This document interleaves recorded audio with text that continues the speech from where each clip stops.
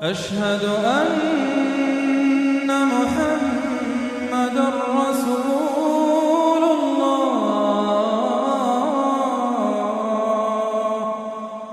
أشهد أن محمد رسول الله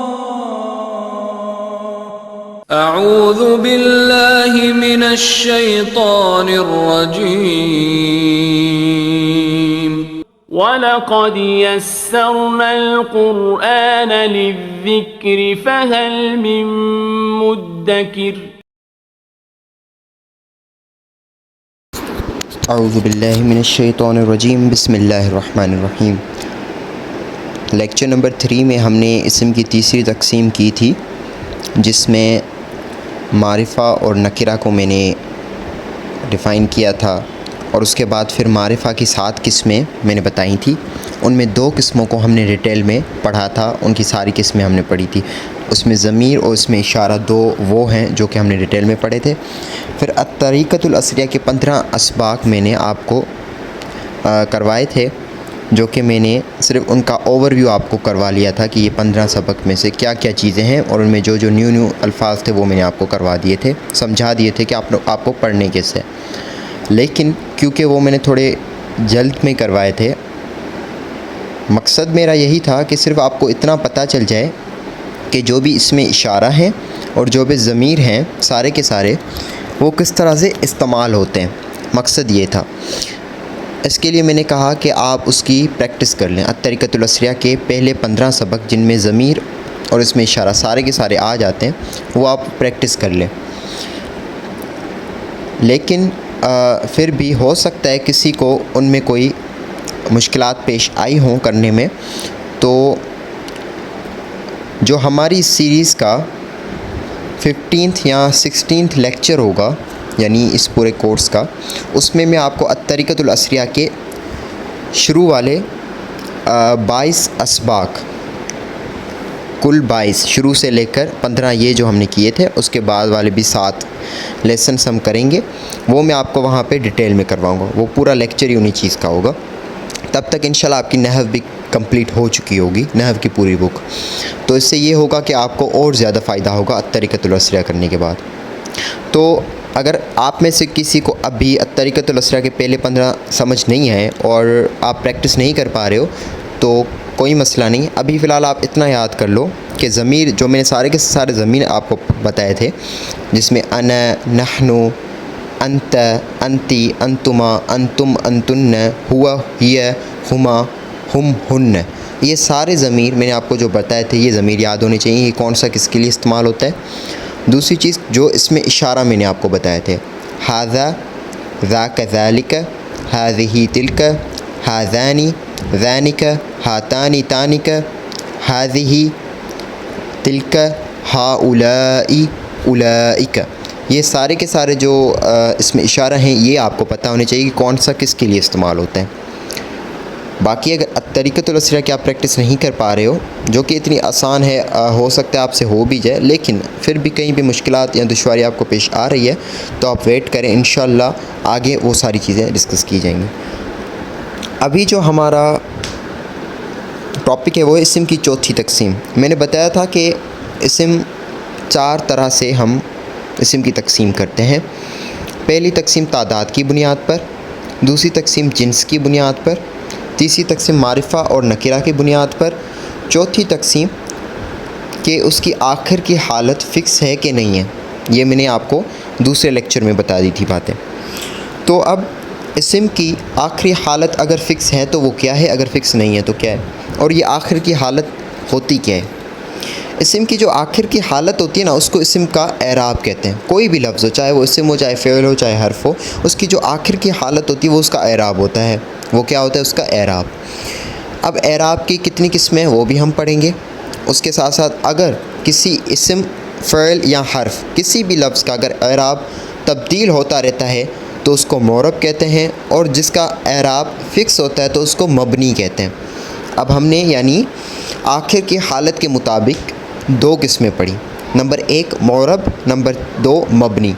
معرب وہ لفظ ہوتا ہے وہ کلمہ ہوتا ہے جس کے آخر کی حالت تبدیل ہوتی ہے۔ اب کیوں تبدیل ہوتی ہے، کیسے تبدیل ہوتی ہے، یہ ہماری ڈیٹیلڈ ڈسکشن ہے نحو کی، جو کہ ہم آہستہ آہستہ کریں گے۔ مبنی وہ جس کی آخر کی حالت فکس ہوتی ہے، تبدیل نہیں ہوتی۔ تو معرب اور مبنی آپ کو کلیئر ہو گیا۔ اب اس میں فی الحال آپ کو بہت ساری چیزیں ایسی ہوں گی جو کہ کنفیوژن کریٹ کریں گی کہ کیسے آخر کی حالت کیا مطلب۔ اب اس کی میں مثال لکھ دیتا ہوں، جیسے اس میں لکھا ہوا ہے معرب کی ایک مثال لکھی ہوئی ہے زید۔ زید جو ہے وہ کسی شخص کا نام ہے، لیکن وہ کیا ہے، معرب ہے۔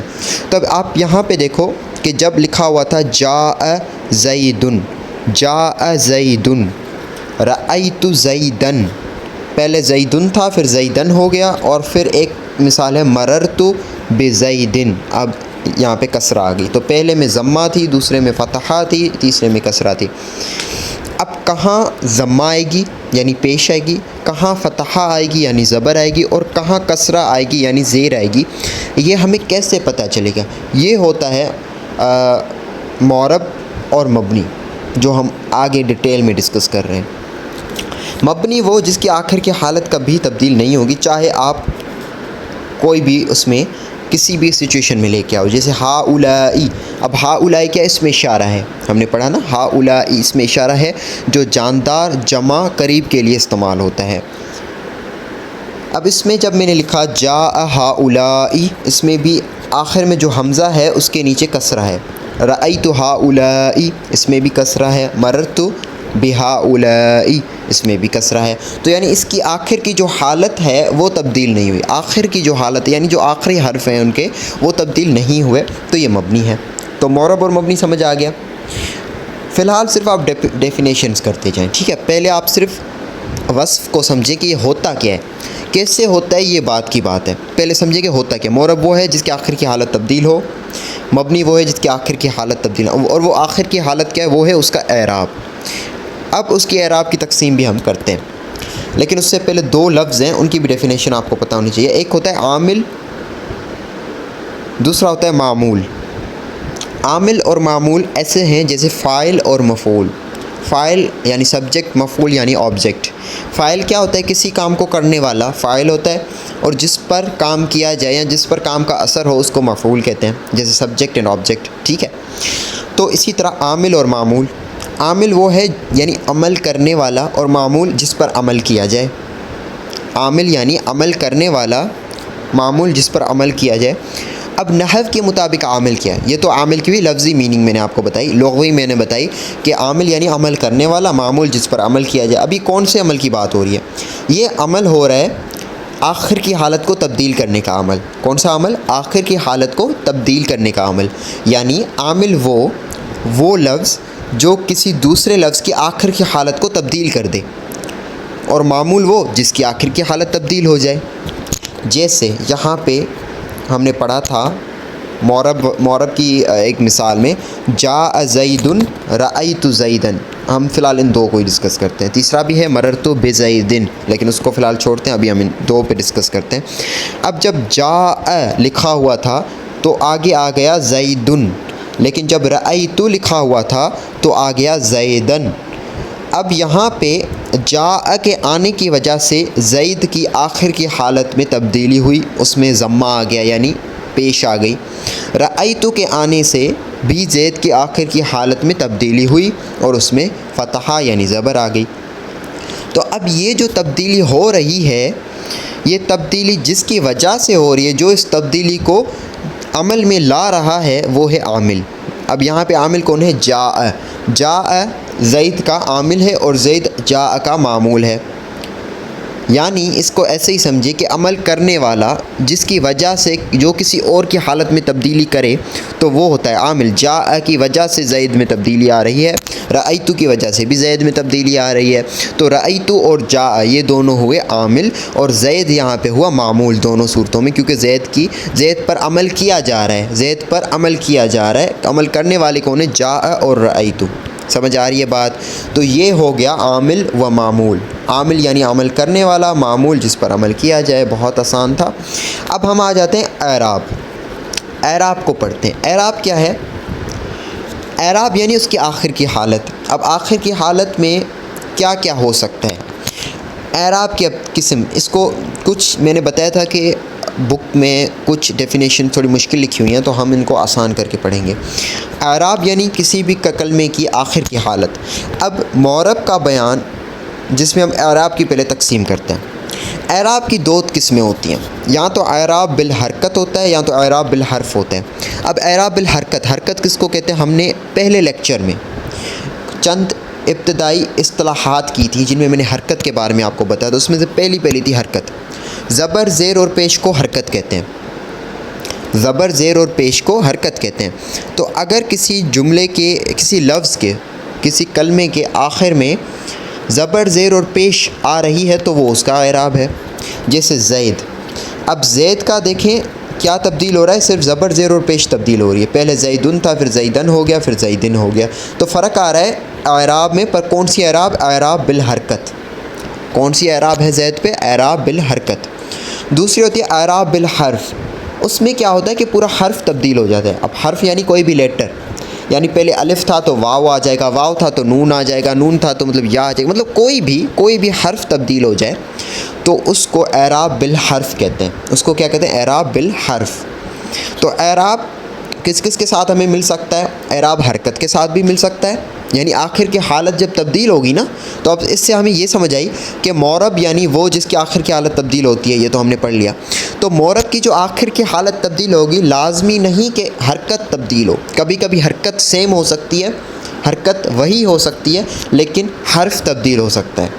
جیسے اس کی یہ مثال لے لیں،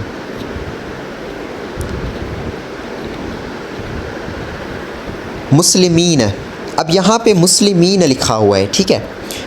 دوسرا ایک لفظ ہے مسلمون۔ مسلمین، مسلمون دونوں کیا ہے؟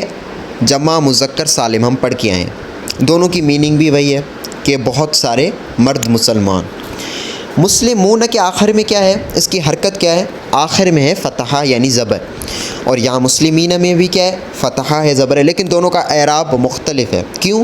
کیونکہ یہاں پہ آپ یہ جواب دو گے کہ کیونکہ اس میں مسلمون اس میں واو ہے اور اس میں یا ہے، تو اس میں جو فرق آ رہا ہے وہ اعراب بالحرکت چینج نہیں ہے، اس میں کیا ہے؟ اعراب بالحرف ہے۔ اس کی جو تبدیلی ہے وہ اعراب بالحرف کی تبدیلی ہے، اعراب بالحرکت کی تبدیلی نہیں ہے۔ کلیئر ہو گیا؟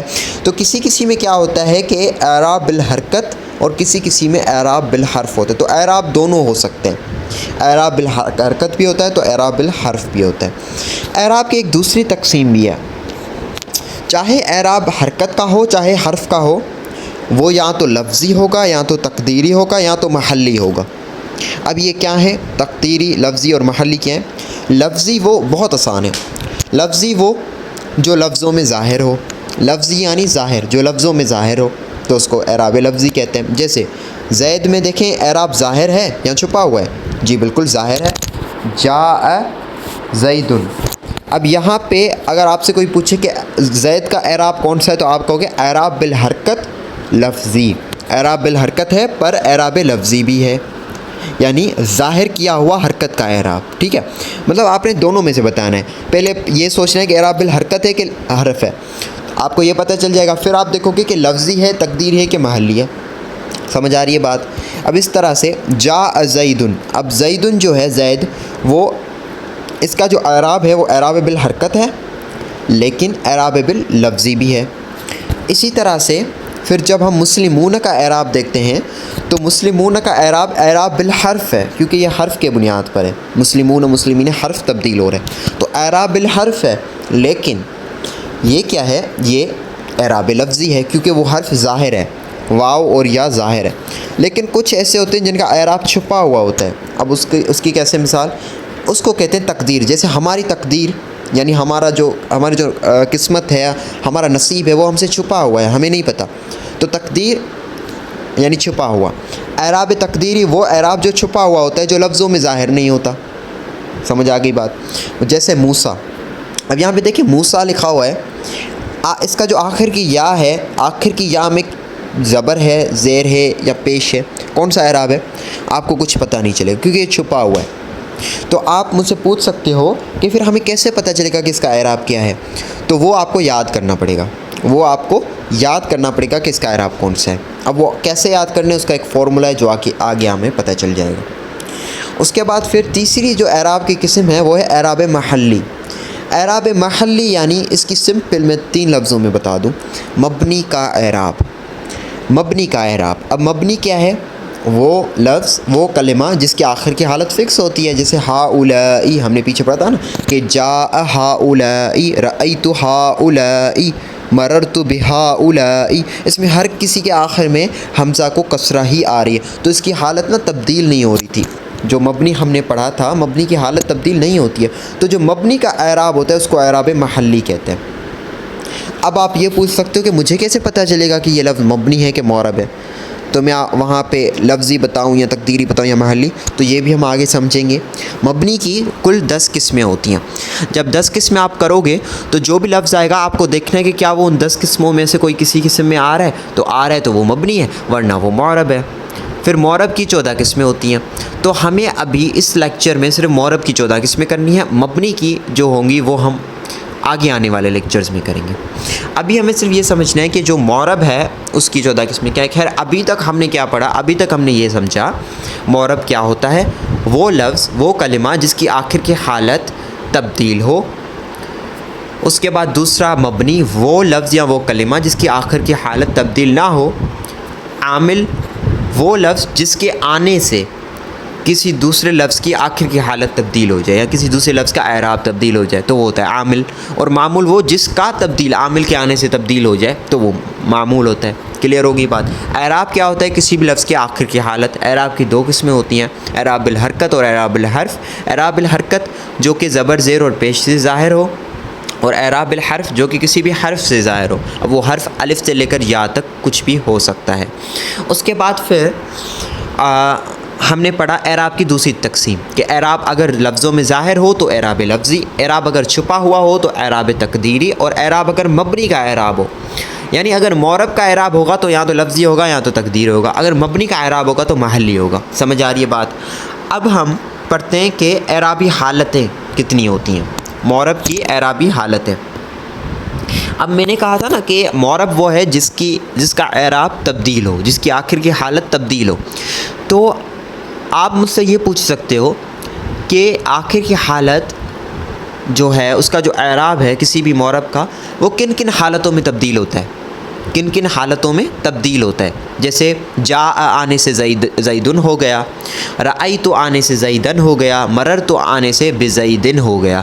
تو یہ جو فرق آ رہا ہے یہ کتنی طرح کے فرق ہم دیکھ سکتے ہیں، مطلب کتنی حالات ہیں جن میں ایک لفظ مختلف طرح کی شکلوں کو اختیار کرتا ہے معرب ہونے کی صورت میں. سمجھ آ رہی ہے بات کہ ایک لفظ جب معرب ہے تو کتنی حالتوں میں کتنی ڈفرنٹ طرح کی ہمیں ویرائٹیز دے گا.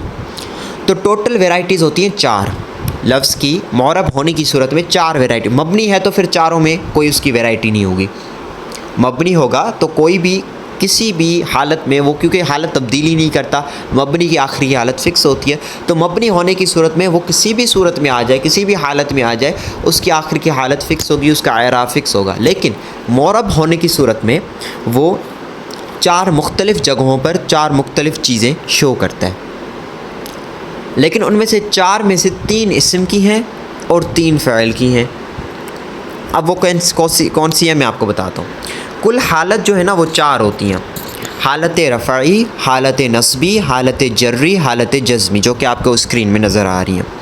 اب ایک تو سوال یہاں پہ یہ بھی پیدا، دیکھیں سوالات سے سوالات نکلیں، کیونکہ نحو جو ہے نا وہ شروع میں بہت زیادہ مشکل لگتی ہے، کیونکہ اس کے نا بہت زیادہ چیزیں بعد میں کلیئر ہوتی ہیں. نحو کے استاد سے اگر آپ پوچھو گے کہ استاد جی یہ کیا ہے تو وہ یہی بتائیں گے یہ چیز بعد میں آئے گی. تو اتنی چیزیں جب بعد میں آتی ہیں نا تو یہ چیز تھوڑی کنفیوژن کا شکار بنا دیتی ہے کہ ہوتا یہ ہے کہ چیزیں ایٹ اے ٹائم پہ ہم نحو میں کلیئر کر ہی نہیں سکتے کیونکہ ان میں ٹائم لگتا ہے. اب آپ اس کو میں نے بتایا کہ ایک ہے حالت رفعی، حالت نصبی، حالت جری، حالت جزمی. تو آپ اب مجھ سے یہ پوچھو گے کہ یہ رفعی، نصبی، جری، جزمی کا مطلب کیا ہے. تو فی الحال اس مطلب پہ مت جائیں، ابھی ہمیں بس یہ یاد کرنا ہے. اس کی میں سمپل آپ کو مثال دے دوں کہ آپ یہ سمجھیں کہ زید ہے نا، کوئی بھی لفظ ہے. اب زید ایک لفظ ہے، زید کیا ہے؟ معرب ہے. کوئی بھی ایک معرب ہے نا وہ 4 حالتوں میں اپنی حالت کو تبدیل کرے گا. وہ ہے A B C D. وہ 4 حالات کون سی ہیں؟ حالت A، حالت B، حالت C، حالت D. اب حالت اے کس چیز کو شو کرتی ہے یہ فی الحال ہم نہیں ڈسکس کریں گے. مطلب وہ جو حالت اے ہے، حالت بی ہے، حالت سی اور حالت ڈی ہے، اس کے پیچھے کیا چھپا ہوا ہے، حقیقت اے کا مقصد کیا ہے، بی کا مقصد کیا ہے، سی اور ڈی کا مقصد کیا ہے، اس کا ہمارا ابھی ٹاپک نہیں ہے. ہم ابھی جس بات پہ فوکس کر رہے ہیں وہ یہ کر رہے ہیں کہ حالت اے میں اگر کوئی اسم آئے گا تو اس میں کیا تبدیلی آئے گی. ابھی ہمیں یہ ڈسکس کرنا ہے. دیکھیں دو پہلو سمجھیں اس بات کو کہ اگر کوئی معرب اسم، مبنی کی تو ہم بات ہی نہیں کریں کیونکہ مبنی فکس ہے، اس کو فی الحال سائڈ پہ کر لیں. اگر کوئی معرب اسم ہو چاہے فعل ہو، اگر کوئی معرب ہو، لفظ ہو، معرب لفظ جس کو ہم اگر حالت اے میں لے کے آئیں تو اس میں تبدیلی کیا آئے گی. ایک سوال یہ. دوسرا سوال یہ کہ حالت اے کا مقصد کیا ہے. سمجھ آ رہی ہے بات؟ دو چیزیں یہاں پہ، دو سوالات پیدا ہوتے ہیں کہ اگر اسی طرح اگر معرب کو حالت بی میں لے کے جائیں تو اس میں کیا تبدیلی آئے گی اور حالت بی کا مطلب کیا ہے. کلیئر ہو رہی ہے بات؟ اسی طرح سے جیسے میں نے پیچھے پڑھایا کہ جاء زید رأیت زیدن مررت بزید. اب جاء کے بعد جب زیدن آ رہا ہے تو ہمیں صرف یہ دیکھنا تھا، یہ ہوگی حالت اے، کنسیڈر کرتے ہیں دس از حالت اے. دوسری ہے رأیت زیدن حالت بی اور مررت بزیدن حالت سی. تو ہمیں یہ دیکھنا ہے کہ حالت اے میں زید میں تبدیلی کیا آئی، تو ہم کہیں گے زید میں کیا آ گئی، ضمہ آ گئی. اسی طرح حالت بی میں زید میں کیا تبدیلی آئی، زیدن ہو گیا، مطلب فتحہ آ گئی. اور حالت سی میں کسرہ آ گئی. تو ہم نے یہ دیکھا. اب ہم یہ ڈسکس نہیں کر رہے کہ حالت اے کا مطلب کیا ہے. مطلب حالت اے میں جب زید ہے، جب زیدن لکھا ہوا ہے تو یہاں پہ زید کا معنی ہم کیا نکالیں گے، اور جب زیدن ہے تو اس کا معنی کیا نکلے گا، اور جب زیدن ہے تو اس کا معنی کیا نکلے گا، اس کا مطلب کیا نکلے گا. اس کو ہم ابھی ڈسکس نہیں کر رہے. تو اس لیکچر کا جو ابھی ہم لیکچر کر رہے ہیں، اس کا ہمارا مین فوکس کس چیز پہ ہوگا، اس چیز پہ کہ اگر کوئی بھی معرب حالت اے بی سی یا ڈی میں آئے گا تو اس میں تبدیلی کیا آئے گی. صرف ابھی یہ یاد کرنی ہے. حالت اے بی سی ڈی کا مطلب اور مقصد کیا ہے وہ ہم آگے آنے والے لیکچرز میں کلیئر کریں گے. کلیئر ہو گیا؟ اب حالت رفعی، حالت اے کو کنسیڈر کر دیں، حالت نصبی، حالت جری، حالت جزمی. حالت رفعی، نصبی، جری، جزمی کیا ہیں، ان کو چھوڑیں، ان کا مقصد ہم آگے کریں گے. لیکن حالت رفعی میں جب اسم آئے گا تو وہ کس طرح سے شو ہوگا، نصبی میں ہوگا تو کس طرح سے شو ہوگا، اس میں کیا تبدیلی آئے گی. حالت جری میں ہوگا تو کس طرح سے شو ہوگا اور اس میں کیا تبدیلی آئے گی. اسی طرح حالت جزمی. اب ان میں سے 3 حالات ایسی ہیں جو کہ صرف اسم کی ہوتی ہیں. تو کل حالات 4 ہوتی ہیں معرب کی. اب معرب میں اسم بھی آتا ہے، معرب میں فعل بھی آتا ہے. اب آپ پوچھو کہ تو حرف کہاں گیا؟ کلمے کی تو 3 اقسام تھی نا جو ہم نے پہلے لیکچر میں کی تھی کہ کلمہ یا تو اسم ہوگا، یا تو فعل، یا تو حرف ہوگا. تو یاد رکھیں کہ اسم جو ہوتا ہے وہ معرب بھی ہو سکتا ہے، مبنی بھی ہو سکتا ہے. فعل جو ہوتا ہے وہ معرب بھی ہوتے ہیں، کچھ فعل مبنی بھی ہوتے ہیں. لیکن حرف جو ہے نا سارے کے سارے مبنی ہوتے ہیں. تو جب معرب کو ڈسکس کریں گے تو ہمارے ذہن میں صرف 2 کلمے کی اقسام آنی چاہیے، یا تو اسم یا تو فعل.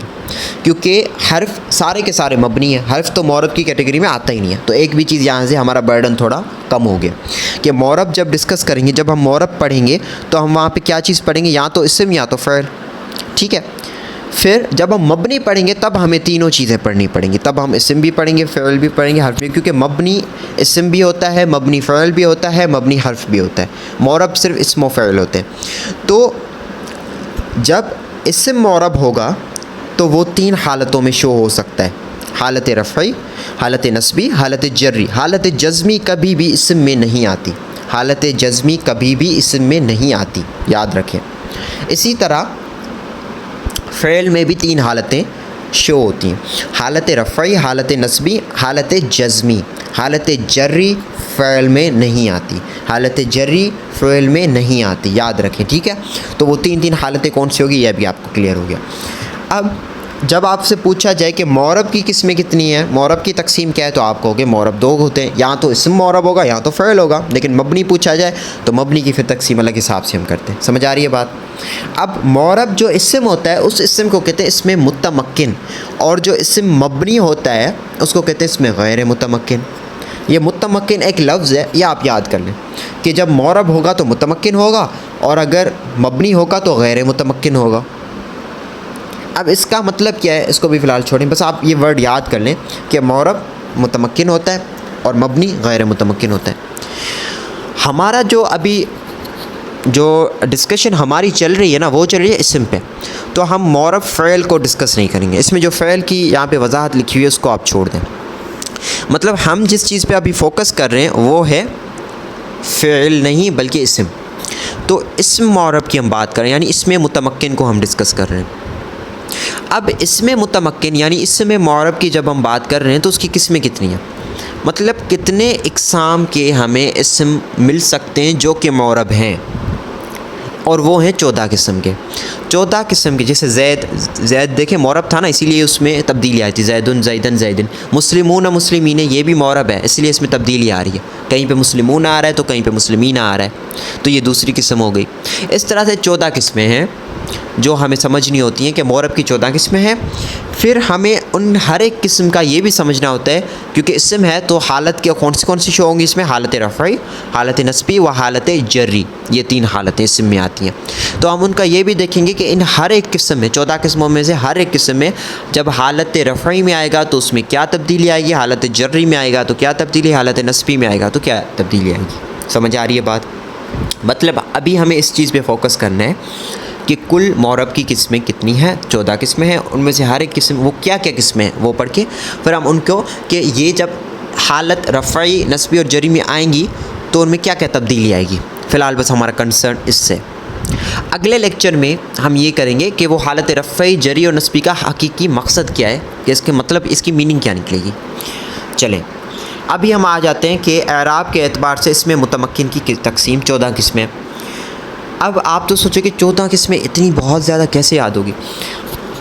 آپ کو صرف ان 14 قسموں کے نام یاد کرنے، نام خود ہی بتائے گا کہ میں کیا ہوں، نام سے ہی آپ کو پتہ چلے، کیونکہ ان کے نام بہت آسان بنائے ہوئے ہیں، نام پڑھنے سے ہی آپ کو اندازہ ہو جائے گا کہ اس کیٹیگری کا مطلب کیا ہے، اس کی ڈیفینیشن کیا ہے، اس کی ایگزامپلس کیا ہے۔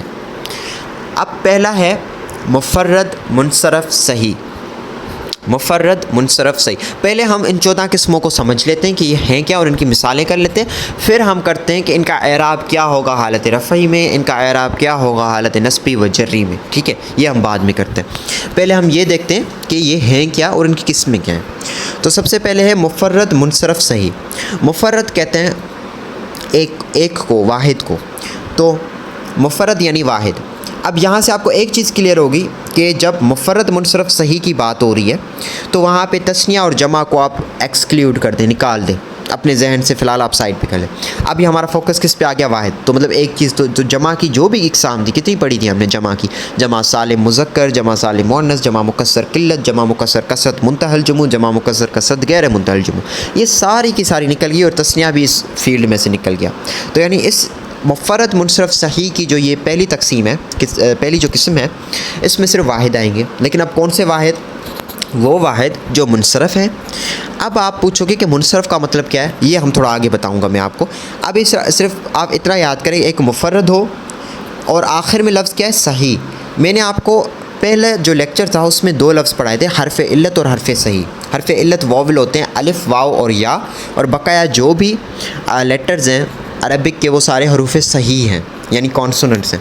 تو حروف صحیح جو ہوتے ہیں نا، وہ اگر کسی واحد کے آخر میں آ جائے تو وہ ہوتا ہے مفرد منصرف صحیح۔ اب زید، اب آپ کو میں لفظ بتاؤں گا، آپ خود ہی بتاؤ گے کہ یہ مفرد منصرف صحیح ہے کہ نہیں ہے۔ زید واحد ہے؟ جی بالکل واحد ہے۔ کیا اس کے آخر میں حروف صحیح آ رہا ہے؟ جی ہاں، اس کے آخر میں دال آ رہا ہے جو کہ حرف صحیح ہے، تو یعنی یہ زید کیا ہے؟ مفرد منصرف صحیح ہے۔ سمجھ آ گئی بات؟ اسی طرح سے ہم اس کی تدریب جب کریں گے نا تو آپ کو بہت اچھے سے کلیئر ہو جائے، اس کی ہم تدریب بھی کریں گے۔ سمجھ آ گئی بات؟ اب آ جاتے ہیں مفرد منصرف جاری مجری صحیح۔ اب یہ مفرد منصرف جاری مجری صحیح کیا ہے؟ اس میں بھی آپ کو یہ اندازہ ہو گیا کہ مفرد ہونا چاہیے، یعنی سنگل ہونا چاہیے، ہوگا واحد، یعنی تثنیہ اور جمع کو دماغ سے نکال لیں، ہوگا تو واحد۔ لیکن جاری مجری صحیح کی ڈیفینیشن میں آپ کو بتاؤں کہ جاری مجری صحیح کا مطلب کیا ہے۔ جاری مجری صحیح کا مطلب یہ ہوتا ہے کہ ایک ایسا لفظ جس کے آخر میں واو یا ہو، کیا ہو، یا تو واو آ جائے آخر میں یا تو یا آ جائے، لیکن اس سے پہلے والا جو حرف ہے نا وہ ساکن ہونا چاہیے۔ وہ کیا ہونا چاہیے؟ ساکن ہونا چاہیے۔ مطلب جاری مجری صحیح کا مطلب یہ ہے کہ ایک ایسا لفظ، ایک ایسا واحد جس کے آخر میں یا تو واو ہو، یا تو یا آ جائے یا تو واو آ جائے، لیکن اس سے پہلے والا جو سیکنڈ لاسٹ ہوگا وہ ساکن ہو، یعنی اس پہ نہ زبر ہو، نہ زیر ہو، نہ پیش و جزم ہو اس پہ۔ جیسے دلون، دیکھیں دلون، اب اس کے آخر میں کیا آ رہا ہے؟ واو آ رہا ہے، ٹھیک ہے، سنگل ہے، ہاں سنگولر بھی ہے، سیکنڈ لاسٹ ساکن ہے، اس پہ جزم ہے، جی ہاں ہے، تو یہ آ گیا جاری مجری صحیح میں۔ دیکھیں آپ ایسے ہی لفظ کو پہلے سمجھیں گے، لفظ کو دیکھیں گے، لفظ کے آخر میں، اب جیسے دلون جب پہلی بار آپ کے پاس آئے گا تو پہلے آپ سوچو گے کہ کیا یہ مفرد منصرف صحیح تو نہیں ہے، یعنی پہلی کیٹیگری میں تو نہیں آ رہا، تو آپ اس کے لیے کیا دیکھو گے کہ اس کے یہ واحد ہے، آپ کہو گے ہاں واحد ہے، اس کے آخر میں حرف صحیح آ رہا ہے، آپ کہو گے نہیں، اس کے آخر میں حرف علت آ رہا ہے، واو تو حرف علت ہے، تو پھر آپ دوسری کیٹیگری میں چیک کرو۔ اب دوسری کیٹیگری میں کیا تھا کہ مفرد منصرف جاری مجری صحیح، تو جاری مجری صحیح کا مطلب کیا ہے کہ آخر میں واو یا یاؤ، آپ کہو گے ہاں واو آ رہا ہے، پھر آپ سیکنڈ لاسٹ کو چیک کرو گے کہ سیکنڈ لاسٹ میں کیا ساکن آ رہا ہے، جی ہاں آ رہا ہے، تو یہ ہو گیا مفرد منصرف جاری مجری صحیح۔ اس طرح سے غبیون، ٹھیک ہے، عدوون، کرسیون، یہ جو ہے نا یہ سارے کے سارے کیا ہو گئے ہمارے مفرد منصرف جاری مجری صحیح۔ یہاں پہ آپ ایک سوال پوچھ سکتے ہو کہ عدوون اور کرسیون میں جو سیکنڈ لاسٹ ہے اس پہ تو حرکت آ رہی ہے، عدوون میں سیکنڈ لاسٹ آپ کو دال نظر آ رہا ہے جو کہ جس پہ پیش ہے، جو کہ ساکن نہیں ہے، اور کرسیون میں سیکنڈ لاسٹ سین نظر آ رہا ہے جس میں زیر ہے یعنی کسرہ ہے جو کہ ساکن نہیں ہے، تو یہ کیسے جاری مجری صحیح کی کیٹیگری میں آ رہے ہیں؟ اس کا جواب یہ ہے کہ جو اس کا سیکنڈ لاسٹ ہے نا جو نظر آ رہا ہے وہ نہیں ہے، سیکنڈ لاسٹ اس کا وہ ہے جو چھپا ہوا ہے، وہ کہاں چھپا ہوا ہے اور کیسے پتہ چلا کہ مجھے کہ وہ چھپا ہوا ہے؟ آخری جو لیٹر ہے نا اس پہ آپ شد دیکھ رہے ہو کہ نہیں دیکھ رہے ہو؟ آخری لیٹر میں آپ کو شد نظر آ رہی ہے، ایک عدوون پہ واو پہ شد آ رہی ہے اور کرسی ان کے یا پہ شد آ رہی ہے، اور شد کا مطلب کیا ہوتا ہے؟ شد یا تشدید کا مطلب یہ ہوتا ہے کہ دو حرف کو ملا کر پڑھنا، تو اس کا مطلب یہ ہے کہ عدوون جو ہے اس پہ عدوون نظر تو آ رہا ہے کہ 3 حروف پہ مشتمل ہے، لیکن یہ حقیقت میں 4 حروف ہیں، عین، دال، واو، پھر سے واو، عین دال واو واو، تو اس میں جو سیکنڈ لاسٹ واو ہے نا وہ کیا ہے؟ ساکن ہے۔ اسی طرح کرسیون، اگر ہم اس کو کرسیون کو صرف کرسی کر کے پڑھیں گے، اس کی شد ہٹا دیں تو کیا ہوگا؟ کرسی، تو یا کیا ہو جائے گی؟ ساکن ہو جائے گی۔ تو اسی طریقے سے ہمیں یہ پتہ چلا کہ اس میں بھی جو ہے یہ کرسی ظاہری طور پہ 4 حروف پہ مشتمل ہے، کاف، را، سین اور یا، حقیقتاً یہ 5 حروف پہ مشتمل ہے، کاف، را، سین، یا اور پھر سے یا، تو اس کا مطلب یہ ہے کہ اس کا جو سیکنڈ لاسٹ یا ہے وہ ساکن ہے اور جو لاسٹ والا ہے اس میں تو یا آ رہا ہے، تو اس وجہ سے یہ مفرد منصرف جاری مجری صحیح کی کیٹیگری میں آتا ہے۔ کلیئر ہو گیا یہاں تک؟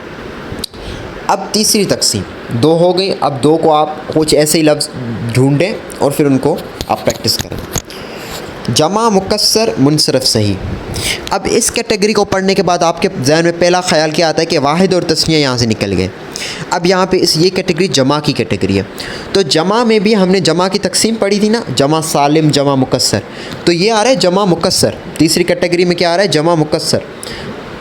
جمع مکسر کا مطلب یہ ہے کہ جمع سالم بھی یہاں سے کیا ہو گیا؟ نکل گیا۔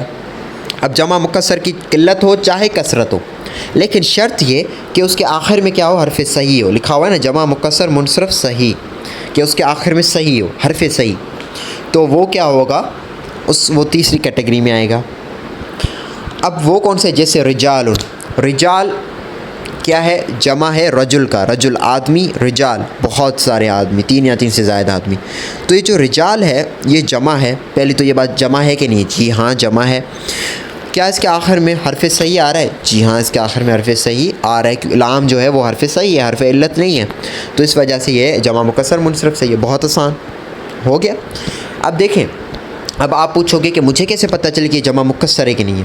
تو اس کے لیے میں نے جو لیکچر نمبر 2 تھا یعنی اسم کی پہلی تقسیم، اس کی میں نے آپ کو تدریب کروائی تھی اور میں نے کہا تھا کہ یہ تدریب مکمل کر دیں. جب آپ تدریب النحو کی وہ ساری ایکسرسائز مکمل کر لیں گے تو آپ اتنے انشاءاللہ تعالیٰ قابل ہو جائیں گے کہ آپ جمع کو، تثنیہ کو اور واحد کو الگ کر سکتے ہیں. پھر جمع میں بھی جمع کی جو اقسام ہیں ان کو الگ کر سکتے ہیں. ٹھیک ہے. اس کے بعد پھر نمبر 4. اچھا اس میں جو زیادہ ڈیٹیل ہے اس پہ ہمیں ڈسکس نہیں کرنا، جو آپ کو سمجھایا جا رہا ہے آپ بس اتنا پڑھیں. ٹھیک ہے. اب اس کے بعد پھر چوتھا جو ہے وہ ہے جمع مؤنث سالم. جمع مؤنث سالم یہ بھی بہت سمپل سیدھی کیٹیگری کا نام دیا ہوا ہے آپ کو. ہم نے جمع کی جو 2 اقسام پڑھی، جمع سالم، جمع مکسر. پھر جمع سالم میں ایک مذکر تھا، ایک مؤنث تھا. جو مؤنث تھا وہ کیا تھا؟ جیسے مسلمات، صالحات، قانتات، کافرات، طیبات. یہ جو الف تا آخر میں آ رہی ہے یہ مؤنث کو شو کر رہی ہے، اور یہ جو ہیں جیسے مسلمات یہ جمع مؤنث سالم ہے. تو یہ سمپل آپ کو کیٹیگری کا نام آ گیا. تو جب جمع مؤنث سالم آئے گا تو وہ چوتھی کیٹیگری یعنی جمع مؤنث سالم کی کیٹیگری میں آ رہا ہے. اب اس سے آپ کو کیا پتہ چلا؟ یہ میں کیٹیگریز آپ کو کیوں بتا رہا ہوں؟ اس سے ہمیں یہ پتہ چلا کہ یہ سارے کیا ہوں گے؟ معرب ہوں گے، یعنی ان کے آخر کی حالت تبدیل ہوگی. یعنی جب آپ کے پاس جمع مکسر آ جائے اور ایسا جمع مکسر جس کے آخر میں حرف صحیح آ رہا ہے تو اس کا مطلب یہ ہے کہ اس کی آخر کی حالت رفع، حالت نصبی اور حالت جری میں تبدیل ہوتی رہے گی. اس کی آخر کی حالت عامل کے بدلنے سے بدلتی رہے گی. لیکن اگر اس کے علاوہ ان 14 قسموں کے علاوہ کچھ اور آ رہا ہے، معرب کی 14 قسموں کے علاوہ کچھ اور لفظ آ رہا ہے تو اس کے آخر کی حالت فکس ہوگی. ٹھیک ہے. تو ہم یہ ابھی سمجھ رہے ہیں کہ کون سے معرب ہیں. تو جمع مؤنث سالم بھی معرب ہے. اس کے بعد 5واں ہے غیر منصرف. اب جو غیر منصرف ہے نا اس کو ہم بعد میں ڈسکس کرتے ہیں. بس آپ فی الحال اتنا یاد کریں، جو 5ویں کیٹیگری ہے وہ ہے غیر منصرف. اس کو ترتیب میں آپ یاد کریں گے نا تو آپ کو آسانی ہوگی. غیر منصرف. غیر منصرف کرنے سے پہلے میں سوچ رہا ہوں کہ آپ کو یہ جو ابھی ہم نے 4 قسمیں کی ہیں، مفرد منصرف صحیح، مفرد منصرف جاری مجری صحیح، جمع مکسر منصرف صحیح اور جمع مؤنث سالم، ان کی میں آپ کو تدریب کروا لوں. پچھلے لیکچر میں ہم نے معرفہ اور نکرہ کی تمرین میں نے آپ کو کروائی تھی. اب اس کے بعد ہے اس میں معرب کی تمرین، اور اس میں سوال یہ ہے کہ مندرجہ ذیل مفردات میں مفرد منصرف صحیح، مفرد منصرف جاری مجری صحیح، جمع مکسر منصرف صحیح اور جمع مؤنث سالم کی پہچان کریں. یہ جو 4 ہم نے اقسام پڑھی انہی کی تمرین ہے. ہودن. اب میں آپ کو 2 صرف لائنز کرواؤں گا، ہر بار کی طرح بقایا آپ نے کرنی ہے. ہودن. ہود. اب ہود کو آپ دیکھیں کہ یہ واحد ہے. ٹھیک ہے، واحد ہے. تو اس کا مطلب کہ یہ باقاعدہ 2 کیٹیگریز میں نہیں آئے گا. یعنی یہ یا تو مفرد منصرف صحیح ہے یا تو مفرد منصرف جاری مجری صحیح ہے. یہ جمع مکسر منصرف صحیح بھی نہیں ہے اور جمع مؤنث سالم ہے ہی نہیں. 2 کیٹیگریز آپ کو دیکھیں. آپ پریکٹس اچھی ہوگی نا، آپ دیکھتے ہی پہچان لو گے یہ ہے کیا. ہودن. ہود مفرد منصرف صحیح ہو سکتا ہے اور مفرد منصرف جاری مجری صحیح ہوتا ہے، لیکن کیونکہ اس کے آخر میں حرف صحیح آ رہا ہے تو یہ مفرد منصرف صحیح ہے. کیونکہ جو جاری مجری صحیح ہوتا ہے اس کا میں نے بتایا تھا کہ اس کے آخر میں واو یا یا آتا ہے، لیکن اس سے پہلے ما قبل جو سیکنڈ لاسٹ ہوتا ہے وہ ساکن ہوتا ہے. فرسن. فرس واحد ہے، اس کے آخر میں سین آ رہا ہے تو یہ کون سی کیٹیگری ہو گئی؟ مفرد منصرف صحیح. المؤمنات. مومنات جمع مؤنث سالم ہے، بہت آسان. بیوت. بیوت کیا ہے؟ بیت کی جمع ہے. بیت گھر کو کہتے ہیں، بیوت بیت کی جمع ہے جو کہ جمع مکسر ہے اور اس کے آخر میں تا آ رہی ہے جو کہ حرف صحیح ہے. تو اس کا مطلب یہ ہے کہ یہ جو بیوت ہے یہ جمع مکسر منصرف صحیح کی کیٹیگری میں آتا ہے. اوزارن. اب اوزار، ٹھیک ہے، اوزار وزر کی جمع ہے جس کا مطلب یہ کہ جو اوزار ہے یہ جمع ہے. اتنی تو سمجھ آ رہی، لیکن جمع مؤنث سالم تو ہو نہیں سکتی، تو یہ کیا ہوا؟ جمع مکسر ہے. جمع مکسر قلت کی قسم ہے یہ. ٹھیک ہے، افعال کے وزن پر آ رہی ہے، جمع مکسر قلت. تو اوزار یہ جمع مکسر منصرف صحیح کی کیٹیگری میں آتا ہے. رمیون. اب رمیون جو ہے دیکھیں آخر میں یا آ رہی ہے تو یہ یعنی مفرد منصرف صحیح تو نہیں ہے، جاری مجری صحیح ہو سکتا ہے. تو اس کے لیے ہم سیکنڈ لاسٹ کو دیکھیں گے. اگر سیکنڈ لاسٹ ساکن ہے تو وہ جاری مجری صحیح ہو جائے گا. تو جی ہاں، سیکنڈ لاسٹ میم ہے اور میم جو ہے وہ ساکن ہے تو اس لیے یہ ہو جائے گا مفرد منصرف جاری مجری صحیح. القانتات جمع مؤنث سالم. الاخبار خبر کا جمع ہے اخبار، افعال کے وزن پر آ رہا ہے یعنی جمع مکسر قلت، تو یعنی یہ جمع مکسر منصرف صحیح کی کیٹیگری میں ہے. دیکھیں بہت آسان ہے، پریکٹس سے ہر چیز آسان ہو جائے گی. اب ہم آگے والی وہ کرتے ہیں جو بھی تقسیم ہے، اب ہم اس کی کر لیتے ہیں. اب ہم نے غیر منصرف میں نے کہا کہ اس کو میں بعد میں ڈسکس کروں گا. ابھی ہم کرتے ہیں نمبر 6 کیٹیگری اسماء ستہ. 6 کیٹیگری کی کوئی ڈیفینیشن نہیں ہے. اسماء یعنی اسم نام, ستہ یعنی 6 نام. 6ٹھی کیٹیگری میں آتا ہے اسماء ستہ 6 نام. 6 نام ایسے ہیں جو کہ ایک الگ کیٹیگری میں آتے ہیں جس کے نام ہے اسماء ستہ. بس وہ 6 نام آپ کو یاد کرنے. وہ کیسے ابن اخن ہمن ہنن فمن ذو, یہ 6 نام آپ یاد کر لیں. اب اخ ہم ہن فم ذو. بس اب یہ جو ہیں یہ اسماء ستہ میں آتے ہیں. تو اسماء ستہ کی کوئی خاص ڈیفینیشن نہیں ہے. کوئی پوچھا اسماء ستہ کیا ہے, آپ کہو گے اب اخ ہم ہن فم ذو بس. ٹھیک ہے. اس کے بعد تثنیہ.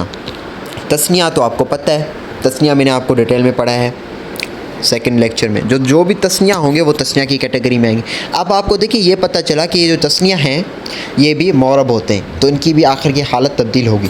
دیکھیں تثنیہ میں نے آپ کو کروایا تھا نا کہ رجل کا تثنیہ کیا ہوگا, رجلانی رجلینی.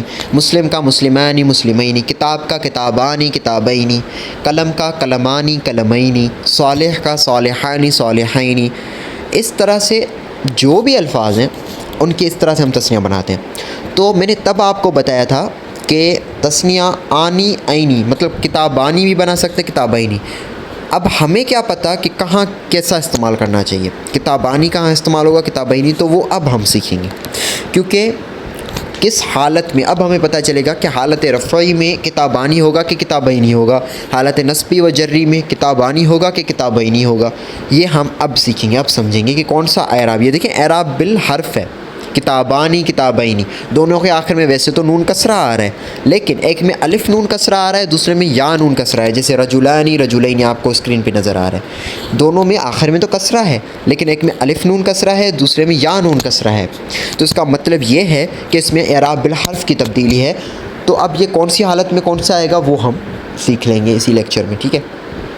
دوسرا ہوتا ہے ملحق با تثنیہ.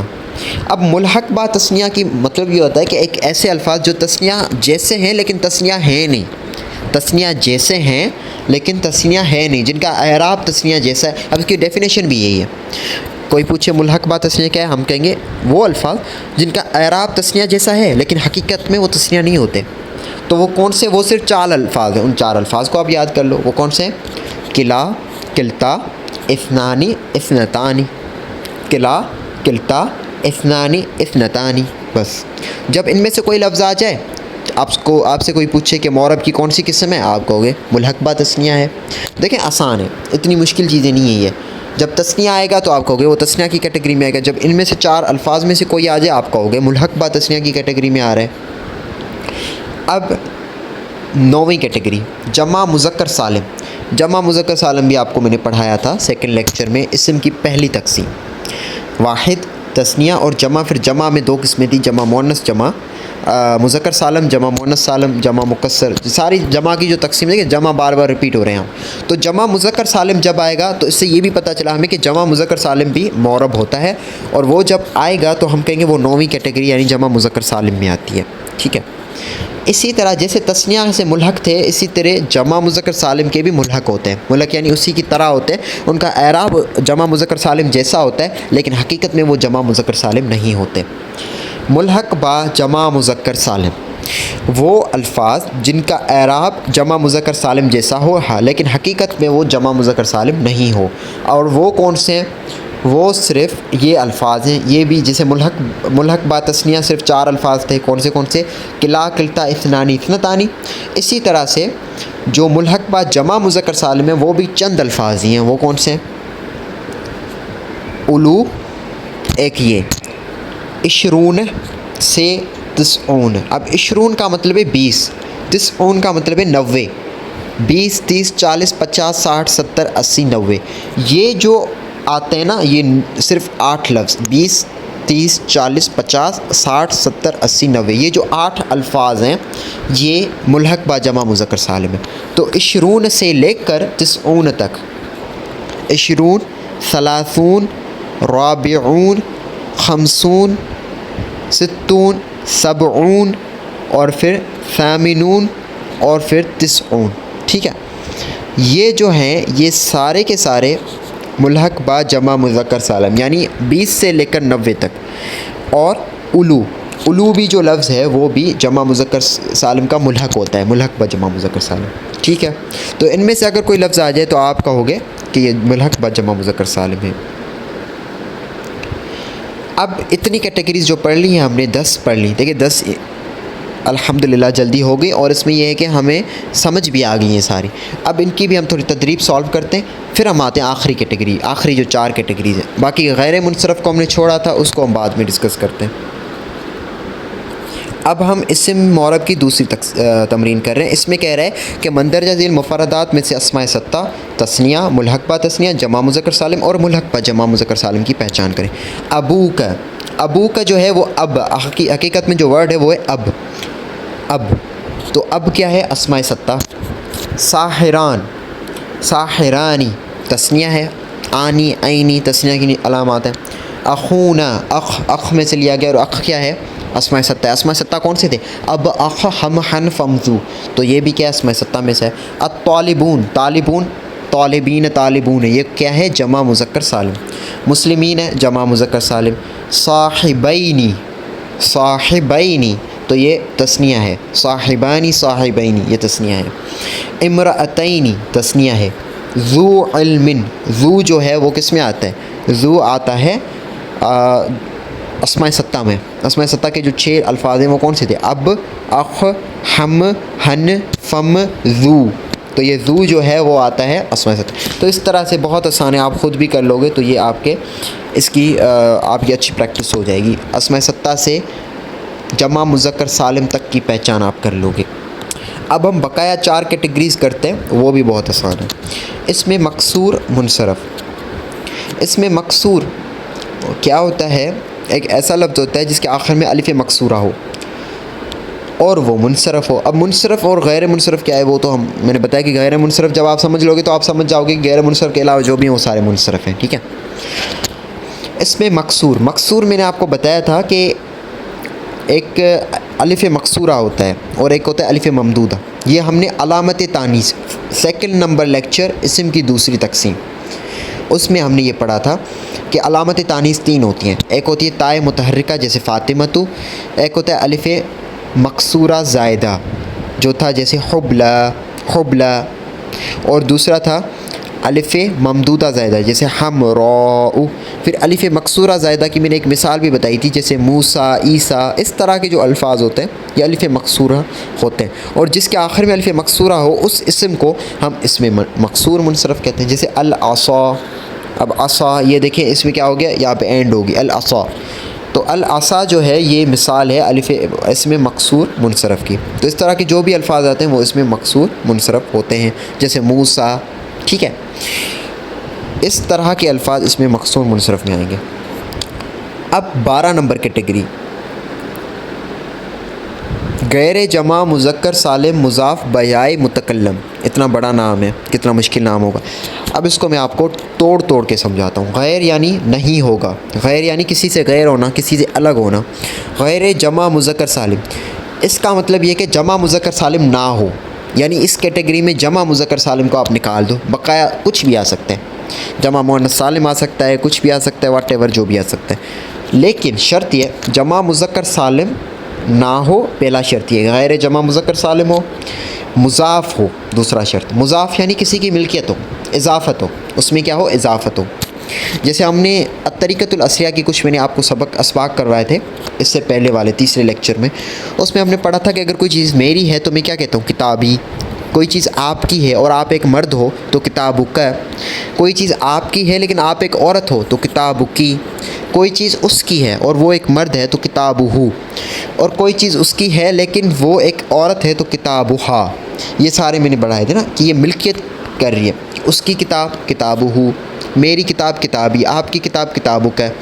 اس طرح سے مضاف ہونا یعنی ملکیت ہونا. لیکن کس کی ملکیت؟ لکھا ہوا ہے کہ غیر جمع مذکر سالم ہو، یعنی جمع مذکر سالم نہ ہو.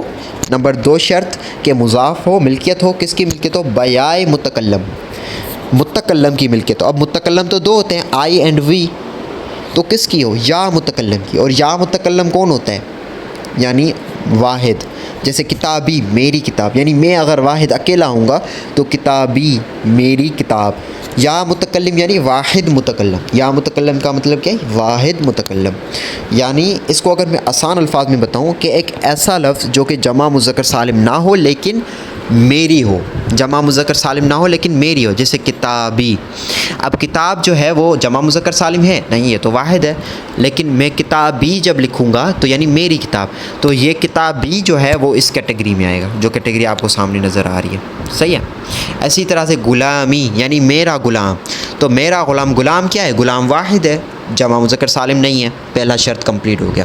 غلامی یعنی میری ملکیت ہے، غلامی میرا غلام ہے. تو یا آنے کے بعد یہ اس کیٹیگری میں آ جائے گا. تو کوئی بھی واحد اگر ہم اس کے آخر میں یا لگا دیں تو وہ میری چیز بن جاتی ہے، اور وہ میری چیز پھر 12ویں نمبر کیٹیگری یعنی غیر جمع مذکر سالم مضاف بیائے متکلم کی کیٹیگری میں آ جاتی ہے. کلیئر ہو گیا؟ اچھا، اس کے بعد اب بقایا جو 2 کیٹیگریز ہیں ان میں سے ایک کیٹیگریز کی نمبرنگ غلطی ہے. اس میں منقوص لفظ آپ کو ویسے سمجھ نہیں آئے گا، اس کے لیے آپ ایک مثال یاد کر لیں. قاضی. اب قاضی کے وزن پر جو بھی لفظ آتے ہیں وہ سارے اس میں منقوص ہیں. جیسے قاضی،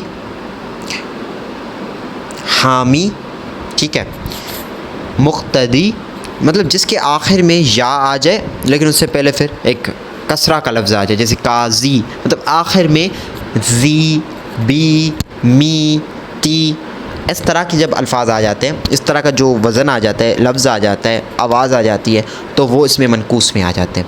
تو اس طرح کے جو بھی الفاظ ہیں وہ سارے کے سارے اس میں منقوص کی کیٹیگری میں ہم ڈالیں گے. آپ سے کوئی پوچھے حامی، حامی جو ہے یعنی حمایت کرنے والا، یہ کون سے اس معرب ہے کہ مبنی؟ آپ کہو گے معرب ہے. کیوں؟ کیونکہ وہ اس میں منقوص ہے، اور اس میں منقوص معرب کی تقسیم میں آ رہا ہے. معرب کی 14 قسموں میں سے ایک قسم ہے. سمجھ آ رہی ہے بات؟ تو قاضی، حامی، ٹھیک ہے، اس طرح کے جو الفاظ ہوں گے وہ سارے کے سارے اس میں منقوص میں آئیں گے. اچھا، اس کے بعد پھر آخر ہے جمع مذکر سالم مضاف بیائے متکلم. پہلے ہم نے کیا پڑھا تھا؟ غیر جمع مذکر سالم یعنی جمع مذکر سالم نہ ہو لیکن میری ملکیت ہو. اب یہ ہے کہ جمع مذکر سالم ہو لیکن میری ملکیت ہو. یعنی جیسے مسلمین کیا ہے؟ جمع مذکر سالم ہے کہ بہت سارے مرد مسلمان. تو اب میں کہوں کہ یہ جمع مذکر سالم تو ہے لیکن اب یہ میرے مسلمان ہوں، تو میں کہوں گا مسلمیہ، یا آخر میں یا آ جائے گی یعنی میرے سارے مسلمان. سمجھ آ رہی ہے بات؟ تو اس طرح کا جو ہوتا ہے نا، تو وہ ہوتا ہے جمع مذکر سالم مضاف بیائے متکلم.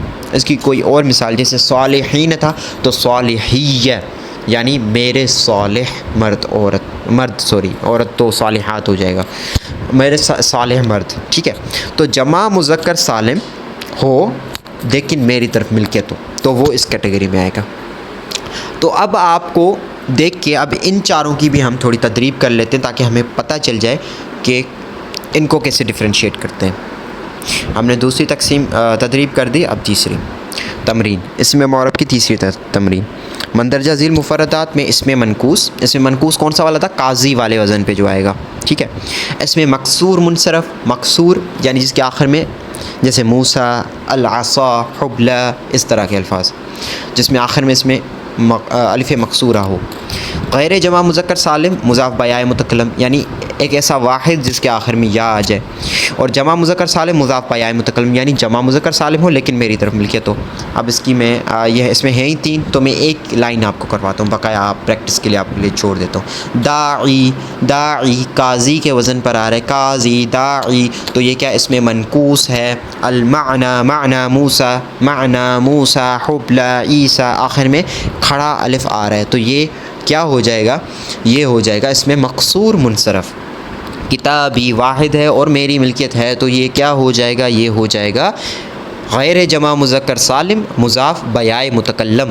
مسلمین تھا اور مسلمین میں سے پھر میری ملکیت ہوگی، اور مسلمین جمع مذکر سالم ہے تو اسی لیے یہ جمع مذکر سالم مضاف بیائے متکلم ہو گیا. ایدی، قاضی، ایدی قاضی، دیکھیں میں نے کیا بتایا کہ آخر میں زی، دی، می، بی، ہی اس طرح کے لفظ آنا چاہیے، یعنی آخر میں یا ہو لیکن یا سے پہلے والا مکسور ہو، یعنی مکسور یعنی جس کے نیچے کسرہ ہو، تو دال کے نیچے کسرہ ہے، تو ایدی یہ اس میں منقوص ہے، قاضی والی کیٹیگری میں یہ آتا ہے۔ اس طرح سے بقایا آپ جو ہیں اس کے حل کر لیں، انشاءاللہ تعالی آپ کو فائدہ ہو جائے گا اور آپ آسانی سے بآسانی کر لو گے۔ غیر منصرف کو اگلے لیکچر میں ڈسکس کرتے ہیں کیونکہ اس کے لیے تھوڑی زیادہ ڈسکشن ہے۔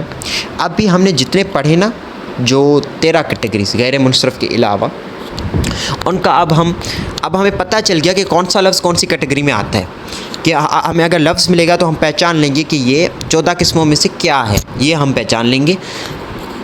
اب ہمیں یہ دیکھنا ہے کہ یہ سارے کے سارے الفاظ جب حالت رفعی میں، حالت نصبی اور جری میں آتے ہیں تو کس طرح سے شو ہوتے ہیں، ان میں کیا تبدیلی آتی ہے، یہ ہم دیکھ لیتے ہیں۔ تو اس کے لیے یہ لاسٹ میں نا ایک پیاری سی ٹیبل دی ہوئی ہے، اس کو ہم سمجھیں گے تو سارا سمجھ آ جائے گا۔ اب دیکھیں مفرد منصرف صحیح، مفرد منصرف قائم مقام یعنی جاری مجری، بات ایک ہی ہے، قائم مقام صحیح اور جمع مکسر منصرف صحیح، ان تینوں کی کنڈیشن ایک ہی ہوتی ہے۔ یہ تینوں کیٹیگریز کے جو بھی لفظ اگر حالت رفعی میں ہو گئے، لکھا ہوا ہے سامنے، حالت رفعی میں ہو گئے تو ضمہ آئے گی لفظی یعنی دیکھیں میں نے کہا تھا نا ایک اعراب لفظی ہوتا ہے ایک تقدیر لفظی، یعنی جو شو ہو ظاہر ہو الفاظ میں، تو ضمہ ہوگی اور ظاہر ہوگی، جیسے زیدن، زیدن، مررت بزید، مطلب زیدن یہ کیا ہو گیا۔ اور اس کی مثال لے لیں مفرد منصرف قائم مقام صحیح کی، تو اس کے آگے لکھا ہوا ہے ھذا دلون۔ اسی طریقے سے جمع مکسر منصرف صحیح ہوگا رجالن، ٹھیک ہے۔